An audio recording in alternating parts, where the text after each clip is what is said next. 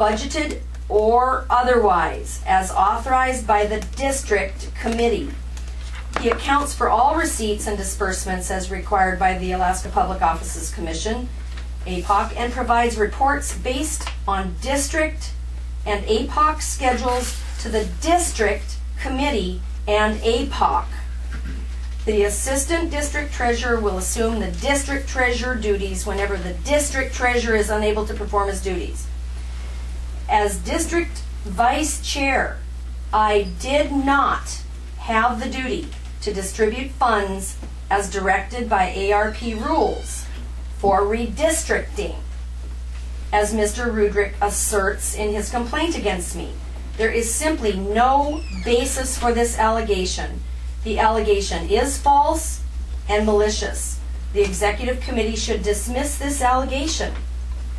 APOC verifies the State of Alaska Supreme Court did not approve the redistricting plan for 2012 purposes until May 22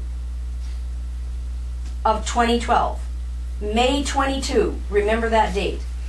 Moreover, to the best of my knowledge, there was no guidance provided by Mr. Rudrick or other ARP leaders with regard to the distribution of funds due to redistricting.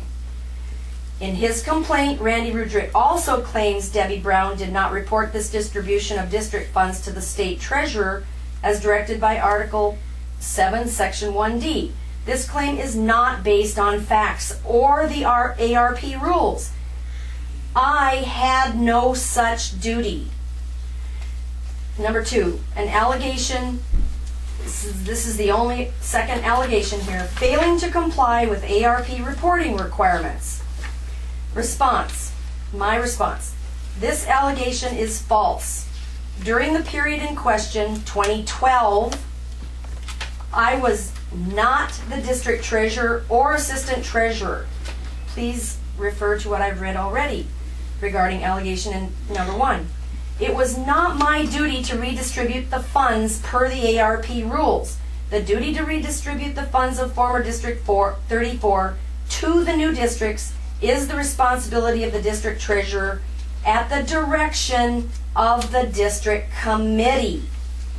No misappropriation or mismanagement of funds took place by officers of District 34. None of the officers committed any misappropriation or mismanagement of these funds, and I will demonstrate this.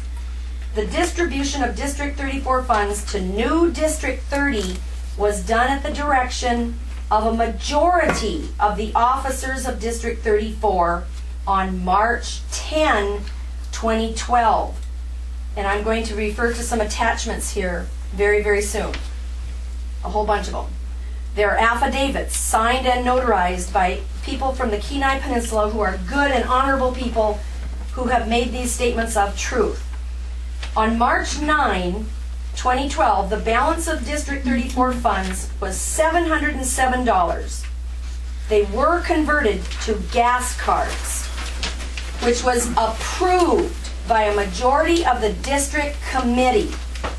The distribution of District 34 funds to new District 30 was done at the direction of a majority of the officers of District 34. See attached affidavits A6, A7, A8, and A9. Those are all affidavits demonstrating the fact that we did agree to this as a set of officers at the district level. That is how it's done. Furthermore, I'm going to insert a comment here. We were an independent district. A lot of the districts in this state have the central state accounting take care of all their business for them. District 34 was an independent, sovereign, I guess you could call it, district. We managed our small bank account for the purposes that the officers felt were Republican-related businesses at the direction of the committee, which is the way a district is supposed to function according to the ARP rules. And I'm pretty sure that Chairman Rudrick knows this. It's just that his mental disposition at the time of developing this complaint was a purpose quite different from simply being helpful in that sense of the term to help our district distribute these funds appropriately. He was trying to be helpful, probably help us, help the party, so that he could develop a good complaint against me, so that he could help the party in a larger way. He wanted to help us help. He wanted us to help him, help me, get myself removed so that I could be an even better help than serving my party, which I have served faithfully and steadily since the 1970s. Let me continue. I'm on page 3, top. March 10.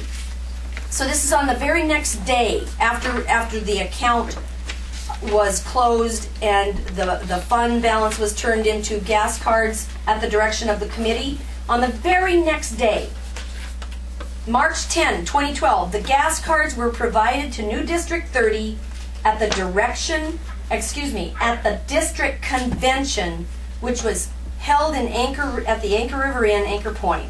District 30, it was brand new.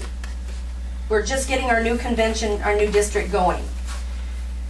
And that is where we handed Jack, the treasurer. When I say we, I'm talking about the district. We had a good number of District 34 individuals that were attending the convention at District 30. That's how it goes. Some of our folks went to District 30. Just so happened that the chairman and the treasurer and other members, a good number of them, were attending the District 30 convention. And at the direction of the officers of District 34, my husband, Jack Brown, did exactly as he was instructed by old District 34 and delivered those gas cards to District 30. If you can imagine a district convention, we're just getting going. Okay, we haven't elected our officers yet. 3 minutes. Jack handed this envelope full of gas cards and the financial records, I will add. It's in the record. Handed them over to the desk. The desk.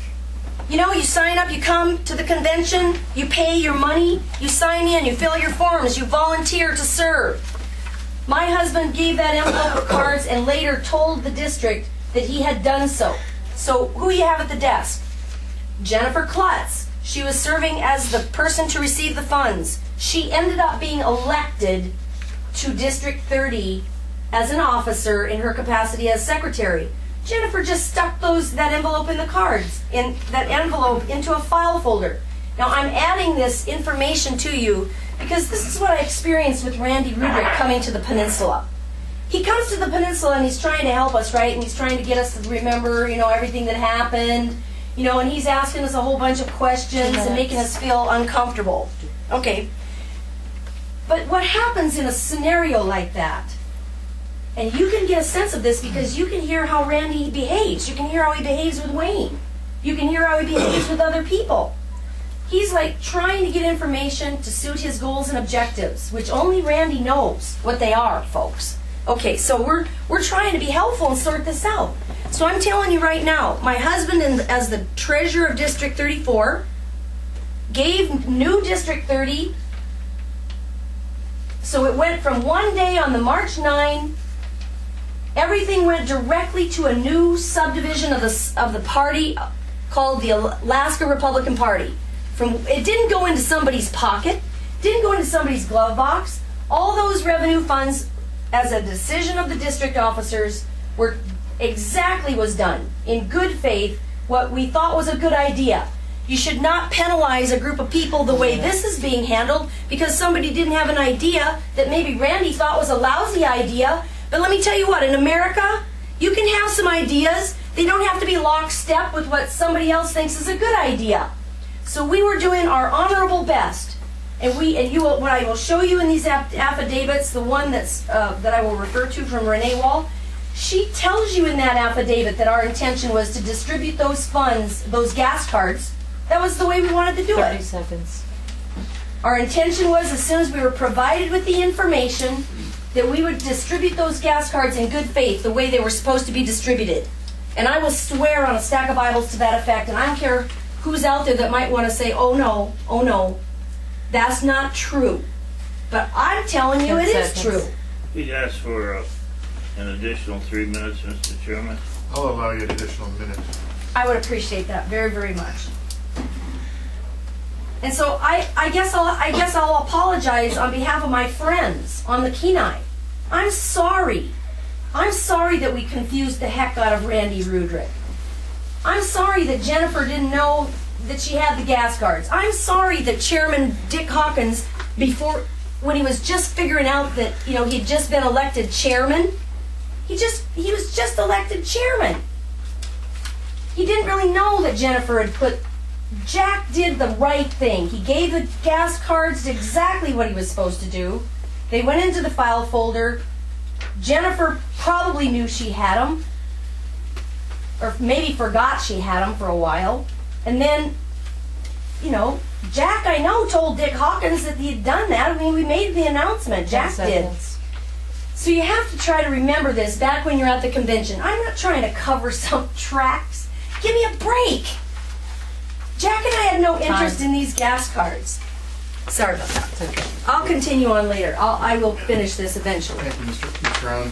Before we proceed with the complaint and cross-examination of 5 minutes, I do want to just call the order, or speak to the orders of the day, that we are now in the process of the cross-examination from a complainant, which will be followed by questions from the SEC, people on the phone, etc. But this next 5 minutes is specifically from the complainant. We will then follow by closing arguments of 2 minutes. So with that being said, Mr. Rudrick, would you like to proceed if the Secretary is ready for 5 minutes?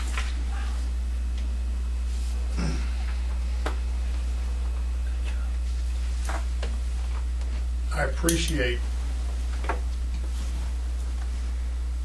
the comments that Ms. Brown made. I am